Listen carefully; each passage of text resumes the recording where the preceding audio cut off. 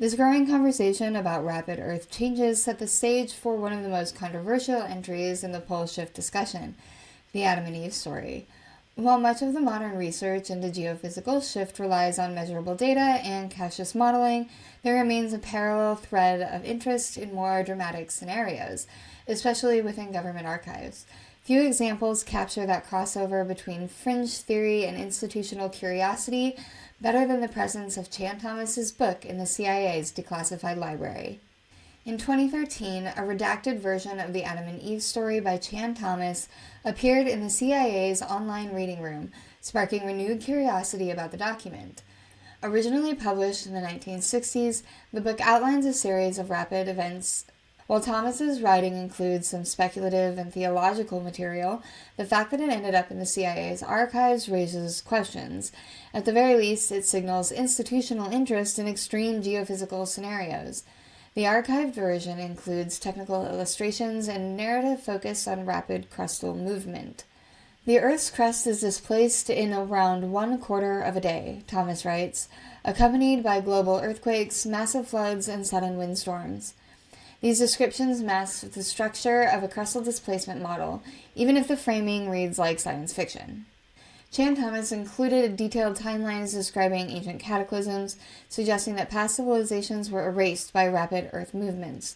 He wrote of winds that reached up to 1,000 miles per hour, and oceans leaving their basins to sweep across continents. While these specifics lack scientific backing, the broader structure matches known records of sudden climate change. For example, the Younger Dryas period shows evidence of rapid global cooling, possibly caused by atmospheric disruption.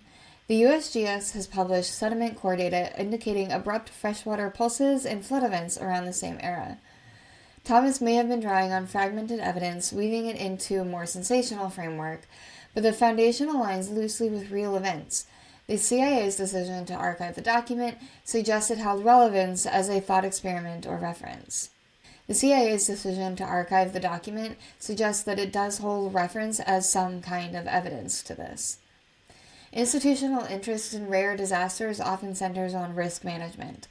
Government bodies routinely model low-probability, high-impact scenarios, especially those that affect critical infrastructure. In this light, the Adam and Eve story functions as one entry among many that propose disruptive Earth changes. Whether or not it was used actively, its preservation suggests that it held value in contextualizing global risk. All civilizations are wiped out, Thomas claims, with only a few survivors in isolated pockets. That idea resonates with flood myths from multiple cultures, of which echo themes of fire, darkness, and sudden collapse. These shared memories may reflect distant ancestral experiences of rapid climate events. When cross-referenced with data from organizations like NOAA and the USGS, the timing becomes even more interesting. Periods of strong geomagnetic activity, extinction pulses, and sea level changes often appear grouped around the same windows that Thomas described. Though the specifics differ, the pattern is consistent.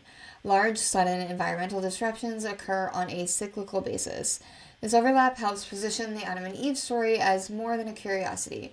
It becomes a cultural document reflecting possible ancestral memory shaped by geological events. And while Chan Thomas's delivery may feel dramatic, the broader picture connects to data-backed questions about Earth's long-term rhythms.